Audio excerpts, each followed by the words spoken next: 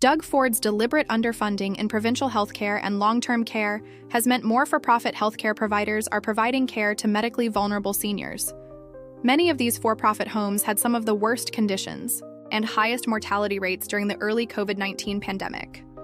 But rather than punishing these homes, Ford made sure these for-profit long-term care homes continue to run and rake in historic profits. More than 4,500 seniors living in long-term care homes in Ontario died of COVID-19, along with 11 care workers in these homes in the first 2 years of the COVID-19 pandemic. The situation in these 5 long-term care homes, we should warn our viewers that the details you're going to provide are disturbing. Yeah.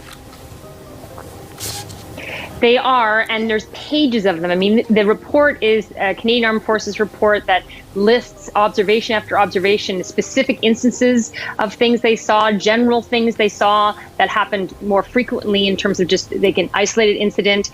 We're talking, I've got a list here, cockroaches, bug infestations, little or no disinfectant of the facilities, which is bad, never mind that we're in COVID, but especially bad during COVID.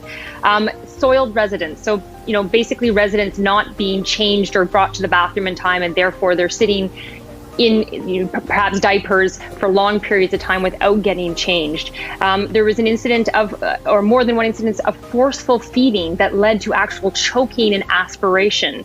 They also talk about patients going weeks unbathed, that the staff there are untrained, or there's a lack of training, that there's a fear of using necessary supplies because they know there's a cost associated with those supplies.